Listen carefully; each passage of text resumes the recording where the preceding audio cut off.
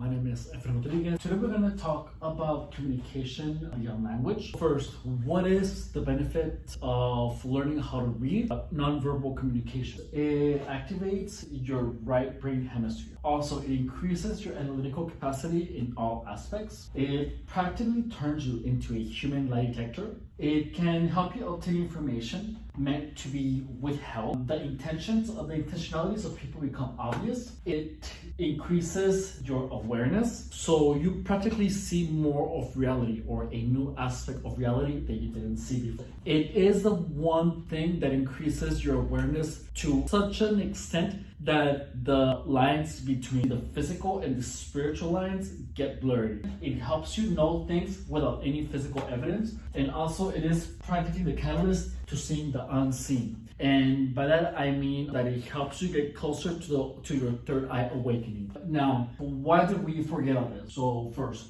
we have to communicate somehow before language was invented. Also, our empathic powers are actually so potent that you can infer the people's intentions, you can know the people's emotions, and you can even deduce the thoughts of people. So what happened was that our dependence on words and our lack of practice of reading nonverbal communication from one human being to another, it caused a loss of the skill. So if you have a pet, you practice this because when your dog is thirsty, when your dog is hungry, when your dog wants to play. So this same type of non-verbal language applies to human beings. You can know when a human person is upset, happy, lying. Actually, with enough practice, the lies that people give you become just absurdly obvious. Like, it will literally become impossible for people to lie to you. You can obtain evidence, you can know things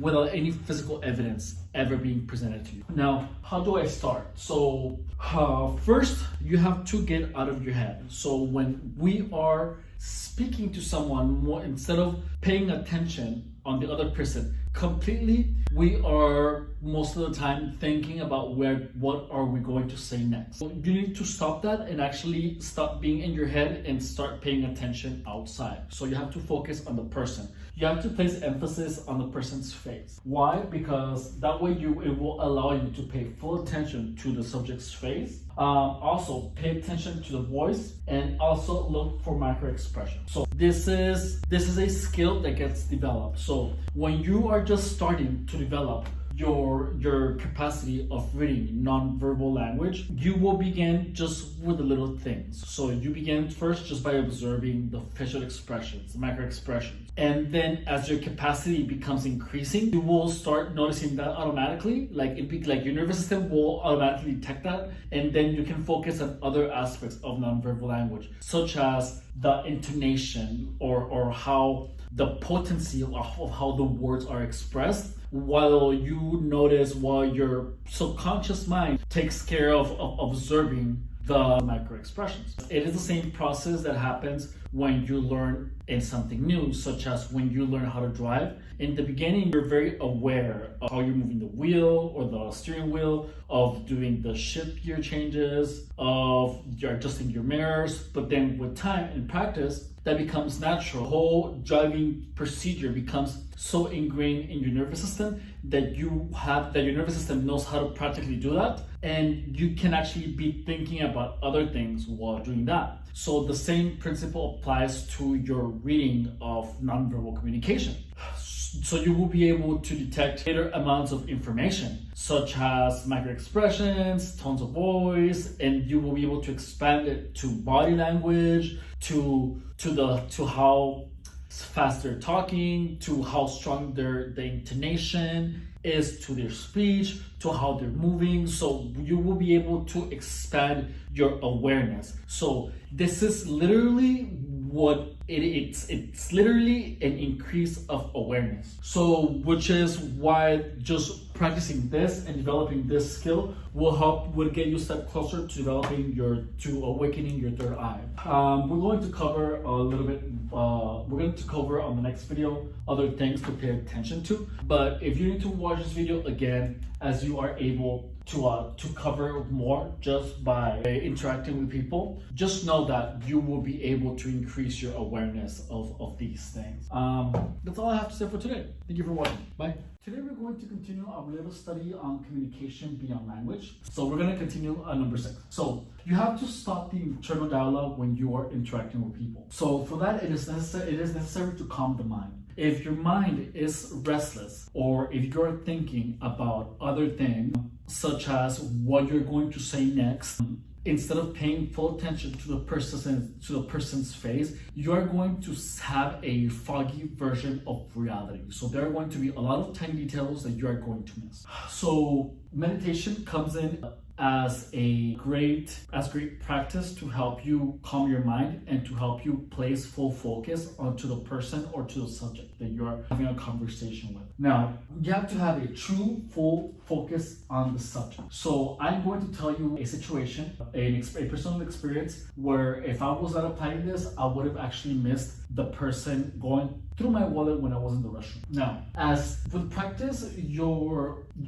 analyzation of people's face is going to become more natural. It's going to become second nature. The part of your brain that is in charge of doing that, the synaptic junctions are going to get stronger, and therefore it will become second nature. But you just have to practice. And then later in the video, I will tell you how you can get this practice. Now, then as this becomes more natural, you have to actively begin extending your analyzational area further to the body. So as these muscles get stronger, you will be able to observe more and more at the same time. So you're going to be able to notice feet, hands. Hey there, welcome to the Mind's Eye, previously known as the Gang's Talking Playbook. In this channel, we talk about the mind, and I share with you techniques on how to use your mind's eye in order to be the best version of yourself. If you are new here, you probably have no idea who I am and have absolutely no reason to believe anything that I say, which is fair, I understand. However, I challenge you to give my techniques an honest try. Try the programming. You have absolutely nothing to lose and everything to gain. When the programming works for you, subscribe, give me a like, write me a comment, or share with your loved one. I will be eternally grateful to you. Now, we're going back to the video.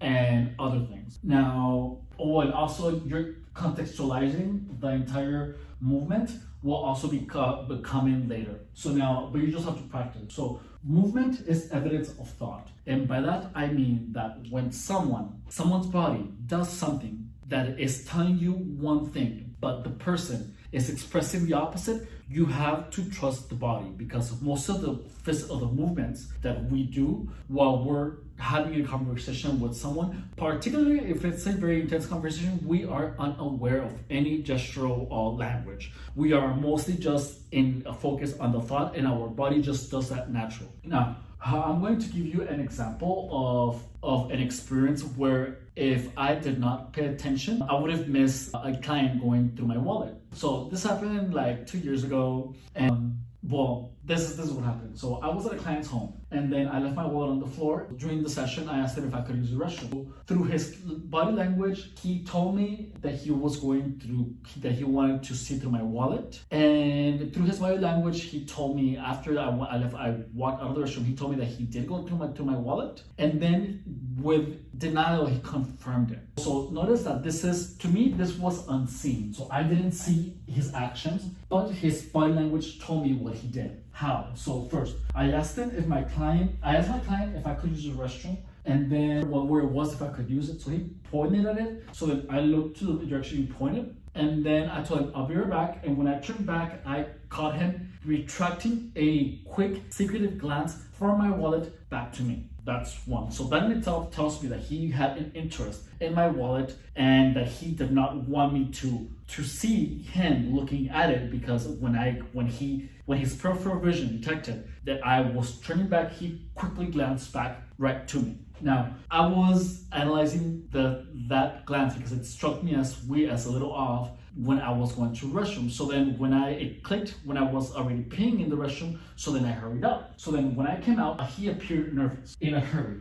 he appeared like this, like fast, and then you could tell that his heart rate was racing because he quickly glanced like that, and he glanced at my wallet, and then he glanced back like that. So also my wallet was in a different position than the one that it was before I went into the restroom. When I came out, he appeared nervous, in a hurry, fidgety, and then glanced again. And my wallet was in a different position. So that is a confirmation, right, that he went through my. Even if I was unsure, even if my wallet had been in the same position, he still confirmed it because of his nervousness and because of his previous glance, his glance after the restroom, and then his fidgeting. Now, when confronted, the potency of his denial was absurd and over the top. So there was an incongruency in between. So I asked him to text his message. I didn't even actually tell him in face to face. I asked him, "Did you go through my wallet?" And he never answered. All he said, "I'm going." Well, no, actually, he did answer.